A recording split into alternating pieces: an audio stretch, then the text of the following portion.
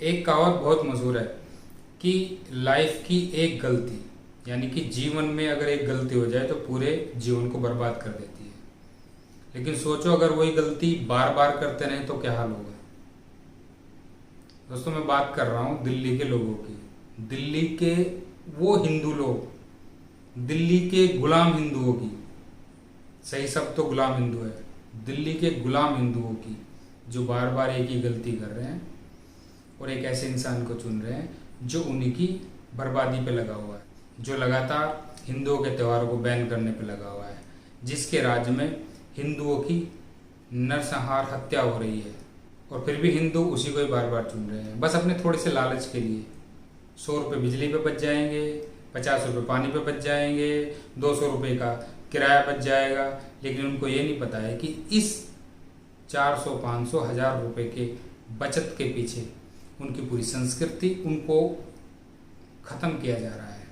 अभी हाल ही में 15 सितंबर 2021 को केजरीवाल ने एक ट्वीट करके दिल्ली वालों को ये बताया है कि नवंबर में जो दीपावली आ रही है उसमें पूर्ण रूप से पटाखे बैन होंगे।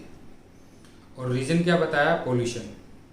जबकि आईआईटी कानपुर और आईआईटी दिल्ली की जो रिपोर्ट आई है उस रिपोर्ट में साफ साफ लिखा है कि दिल्ली में जो पोल्यूशन का कारण है वो पराली जलाना है, जो कि दिल्ली के आसपास के जो राज्य है वहाँ पे किसानों के द्वारा पराली जलाई जाती है और उसका धुआं वो पूरा दिल्ली में आ जाता है। दिल्ली की जो ट्रैफिक है, जो दिल्ली में वाहन है, उनकी संख्या बहुत ज़्यादा है, उसको बताया गया है।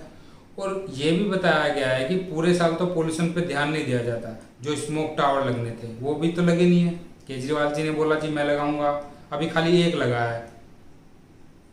उनको रीजन बताया गया है, ना कि दिवाली को बताया गया है। और आप लोगों ने तो देखा होगा ना कि दिवाली से ही 1 महीना पहले ये फोक शुरू हो जाती है। दिल्ली में दिन में ही अंधेरा छा जाता है और ये सब कुछ दिवाली से पहले ही होता है, 1 महीना पहले, और दिवाली के बाद तक भी रहता है, क्रिसमस पे भी रहता है, न्यू ईयर पे भी रहता है।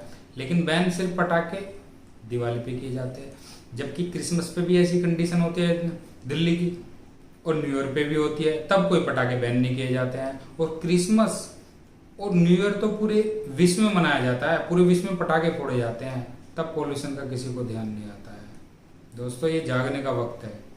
ये पॉल्यूशन के लिए नहीं हो रहा है, ये एक षड्यंत्र के तहत हो रहा है। दोस्तों, ये वही केजरीवाल जी हैं जो आपने टीवी पर हनुमान चालीसा पढ़ते देखे होंगे और आपको पता भी नहीं चला होगा, रात के अंधेरे में इन्होंने हनुमान मंदिर जो चांदनी चौक में उसको तोड़वा दिया था। और रीज़न क्या दिया था कि जी वहाँ पे जाम लगता है, जी वहाँ पे सौंदर्यकरण के लिए हम ये कर रहे हैं। हालांकि वो मंदिर दोबारा बन गया है।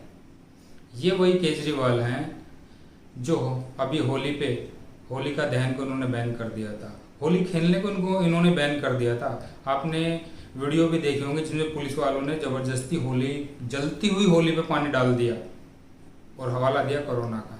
जबकि अभी आपने देखा होगा कि ईद मनाई गई, बकरीद मनाई गई, मीठी ईद मनाई गई, तब कोरोना की कोई गाइडलाइन नहीं थी, तब किसी ने कोई मना नहीं किया था, तब कोई गाइडलाइन नहीं दी गई थी। ये वही केजरीवाल जी हैं दिल्ली वालों, जो आप लोगों के टैक्स के पैसों से मौलानाओं को, जो मस्जिद में मौलाना है, उनकी मंथली सैलरी देते हैं, और जो मंदिर के पुजारी हैं उनको 40 कौड़ी नहीं देते हैं। और ये वही केजरीवाल हैं जिनके राज्य में हिंदुओं की बर्बर हत्या की जाती है, जैसे ध्रुव त्यागी की गई थी, डॉक्टर नारंग की कर दी थी, अंकित सक्सेना की कर दी थी, रिंकू शर्मा की कर दी थी, और ये सब जिहादियों ने की है। और कुछ उनकी आर्थिक मदद तो छोड़ो, 2 शब्द तक नहीं बोले हैं इन महाराज जी ने, और आप ऐसे मुख्यमंत्री को चुनते हैं सिर्फ बिजली पानी के लिए, 150 रुपये के लिए। जबकि यही केजरीवाल जी दिल्ली के मुख्यमंत्री होते हुए अपने पड़ोसी राज्य यूपी में दादरी में कांड हुआ था अखलाक का, एक अखलाक मुस्लिम को मार दिया गया था, तो ये रोते हुए उनके घर तक गए थे और उनकी आर्थिक मदद भी की थी। जबकि दिल्ली में इतने हिंदुओं की इन जिहादियों ने हत्या कर दी, केजरीवाल ने 2 शब्द तक नहीं बोले हैं। ये सब मैं आपको इसलिए बता रहा हूँ कि अभी भी जागने का समय है। आपकी होली बैन कर दी, दिवाली बैन कर दी, अभी कुछ दिन में दशहरा बैन कर देंगे, फिर रक्षाबंधन तो वैसे ही पेटा पीछे पड़ा हुआ है, ये भी बैन कर देंगे और आपका अस्तित्व खत्म हो जाएगा।